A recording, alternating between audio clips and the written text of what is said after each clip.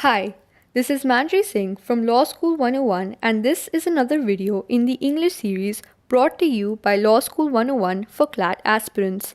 Today, we will be covering a very interesting topic which is idioms and phrases. This topic will be divided into two videos of which this is the first video. Let's begin.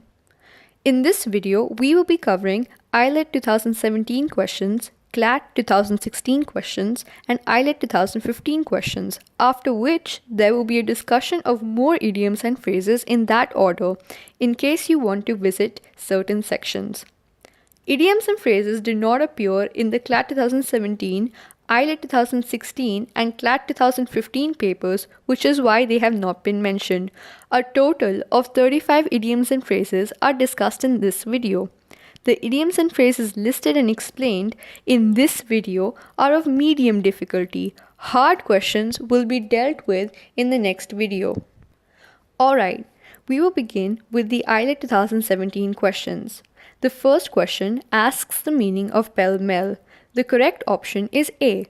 Pell-mell means chaos or haste, and this is most similar to the first option. Question 2 is the meaning of the one to have one's heart in one's boots. The correct answer is option B. To have one's heart in one's boots signifies that one's heart is in a low position or that it is burdened or saddened. Hence, option B is correct. The third and last question in this paper from this topic is to give one's ears. The correct answer choice is A. To give one's ears means to listen patiently, giving the speaker full attention. Next, we have 4 questions from CLAT 2016. The meaning of faux pas is social blunder. It is of French origin and is used to denote a mistake or an embarrassing act in a social setting. Hence, the correct option is C. The second question asks the meaning of ab initio. Ab initio means from the very beginning. It is of Latin origin and is commonly used in legalese. Hence, the correct option is B. The third question is to bury the hatchet. To bury the hatchet means to end a feud with an enemy. When two people decide to move past their differences or conflicts and cease to exist as enemies, this expression is used. Hence, the correct option is A. The last question is amicus curiae. Amicus curiae is friend of the court. It is someone who is not a party to a case and is not solicited by a party, but who assists the court by offering information that bears on the case. Hence, the correct option is B. Now, we will move to questions from AILET 2015. The first question is alpha and omega. Alpha is the first letter of the Greek alphabet and omega is the last letter. The phrase alpha and omega means the beginning to the end, the entirety of something. Hence, the correct option is B. The second is antediluvium. Ante means before and diluvium refers to flood. This refers to the time period of Noah's Ark and the Great Flood, which was a very old time. The idiom is, as it is used in the English language, is used to refer to an old time. Hence, the correct option is A.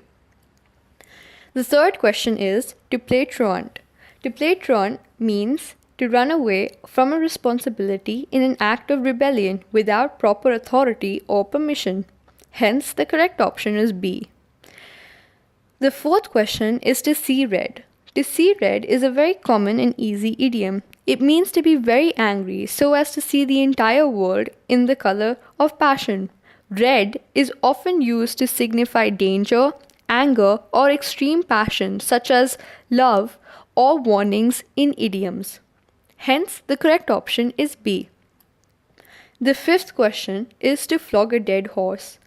To flog a dead horse means to do something the outcome of which is known and is pointless. The correct answer, as per the answer key provided officially, is option D. Now we will discuss a few more idioms and phrases. These will be divided into 2 formats. In the first format, we will have the idioms along with their meanings, followed by a sentence example. These should be straightforward and explanations will be provided wherever necessary. The second format will be match the following questions. Let's begin. Question 1. An open book.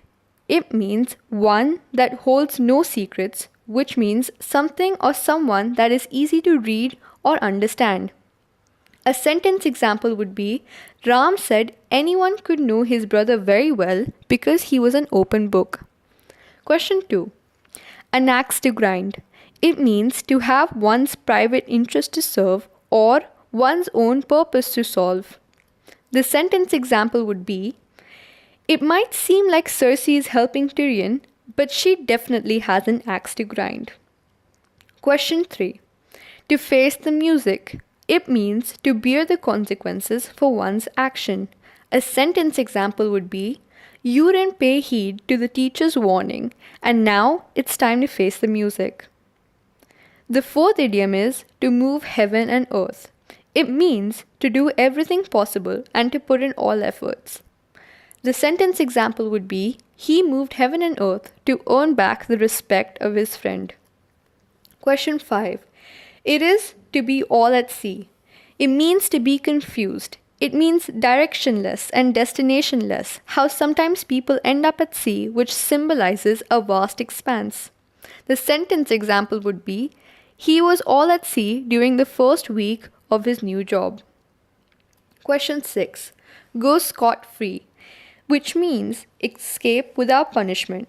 Scot-free symbolizing without penalty, marks, or repercussions. A sentence example would be, she committed the act but went scot-free because she was friends with the dean. The seventh idiom is dropping like flies. It means reducing in large numbers or amounts. Flies are indicative of the meaning because they have a short lifespan. A sentence example would be, the real estate business is down. Real estate agents are dropping like flies. Question 8. End in smoke. It means come to nothing. Smoke is insubstantial. It symbolizes how nothing has materialized at the end of a process. A sentence example would be, he talked about making plans to discipline the students, but it all ended in smoke. The ninth idiom is kicking heels or to kick up one's heels. It means relaxing or enjoying time or wasting time.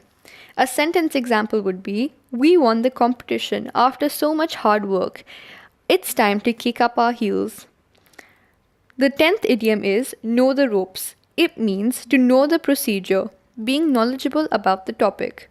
The sentence example would be, if you practice for a month, you'll know the ropes.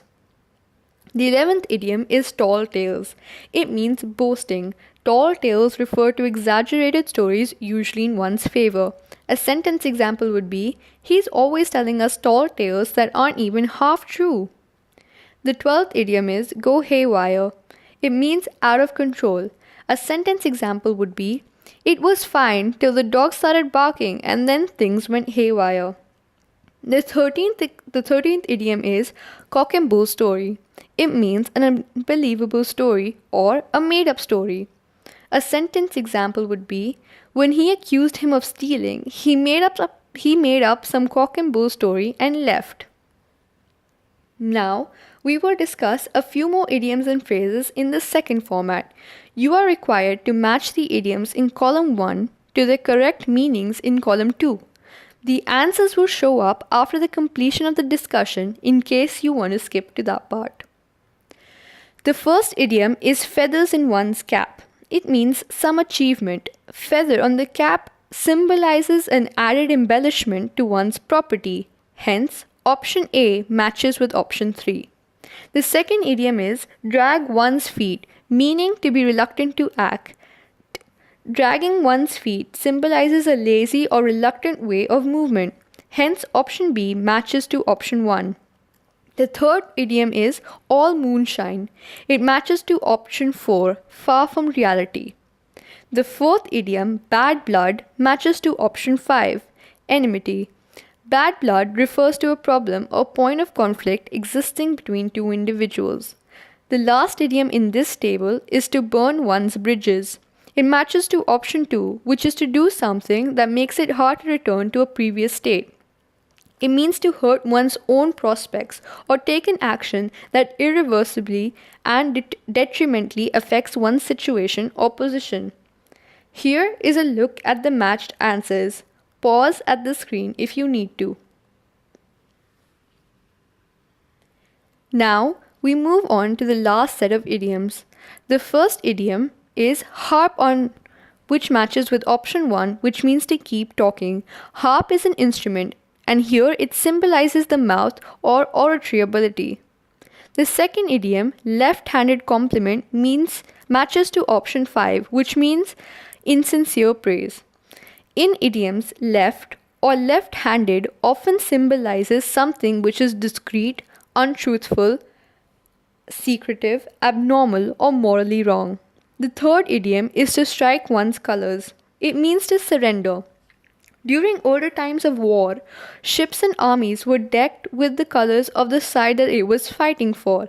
To strike these down would be followed by raising a white flag which symbolized surrender. Hence, it matches with option 4. The fourth idiom, to sow wild oats, refers to irresponsible pleasure seeking in one's youth, that is option 3. Sowing wild oats symbolizes a spontaneous act of irresponsibility and joy, hinting at the childishness or immaturity of the actor. The last idiom for this video, a fifth columnist, refers to traitor. It means someone from the inside that betrays or goes against the larger group. Here's a look at the matched answers. Pause at the screen if you need to. Thank you for watching this video. For more resources, follow, like, and share our Law School 101 page on Facebook. Also, subscribe to our main YouTube channel by the same name. We encourage you to post your doubts, queries, and questions in the comment section below. These will be replied to within reasonable time. Best of luck, Law Aspirants.